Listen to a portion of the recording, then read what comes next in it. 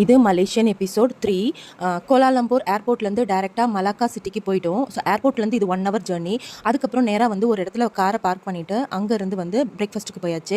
நாங்கள் புதுசாக ட்ரை பண்ணுறோம்னு சொல்லிட்டு மீன் கோரிங் அப்படின்ற டிஷ் பண்ணோம். அது டிஷ் ஆர்டர் பண்ணோம். அது வெஜ்ஜு தான், ஆனால் அந்த கீரோட ஸ்மெல் வந்து நான்வெஜ் மாதிரி இருந்துச்சு. இந்த ஊர்லேயே இட்லி தோசை சாப்பிட யோசிக்கிற என் பையன் அங்கே வந்து மினி டிஃபனை சாப்பிட்டான். கடைசியில் நாங்கள் தான் கொஞ்சம் கஷ்டப்பட்டு சாப்பிட்டோம். ஏன்னா கீரையும் டோஃபு வந்து நான் அவ்வளோவா எடுத்துக்கிட்டது இல்லை.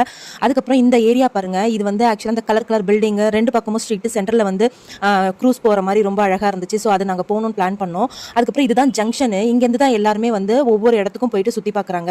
செம்ம வெயில் நாங்கள் போய் இறங்குனது. வேறு வழி இல்லாமல் முதல் செலவே எங்களுக்கு கேப்பும் கூலர்ஸும் வாங்குறது தான். இந்த ஜங்ஷனில் நிறைய சைக்கிள் ரிக்ஷாஸ் இருந்தது. 2 பேருக்கு 50 ringgit சொன்னாங்க. ஸோ நாங்கள் என்ன பண்ணோம்னா, நாங்கள் 3 பேர் இருக்கோம். ஸோ எல்லாமே நடந்து அப்படியே பார்த்துக்கலாம் அப்படின்னு நினச்சி போனோம். ஆனால் ஒவ்வொரு இடத்தையும் தேடி கண்டுபிடிக்கிறதுக்குள்ள தலையே சுற்றிருச்சுங்க. நம்ம பேசுறது அவங்களுக்கு புரியலையா, இல்லை அவங்களுக்கு சொல்கிறது நமக்கு தெரியலையான்னு தெரியல.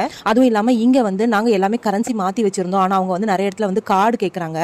ஸோ அதுக்கப்புறம் இங்கே வேறு வழி இல்லாமல் கார்டு யூஸ் பண்ணி தான் இங்கே டிக்கெட் வாங்கணும். ஸோ 2 பக்கமும் வந்து சூப்பராக இருந்துச்சு. வெனிஸில் இருக்கிற மாதிரி 2 சைட் ஸ்ட்ரீட்டு, சென்டரில் வந்து இந்த மாதிரி க்ரூஸில் போகிறது ரொம்ப அழகாக இருந்தது. எனக்கு ஒரு டவுட்டுங்க, இந்த ஏரியா ஃபுல்லாகவுமே இது ஒரு ஊர் தான், ஆனால் இந்த ஊரே ஒரு செட்டப் மாதிரி இருந்துச்சு. எல்லாமே ரொம்ப நீட் அண்ட் க்ளீனாக அழகாக இருந்துச்சு. அதுவும் மலாக்கா நைட் லைஃப் சூப்பராக இருக்குங்க. லைட்டிங்லாம் ரொம்ப அழகாக இருக்கும். மலாக்கா சுற்றி பார்க்கறதுக்கு 1 day பத்தாது.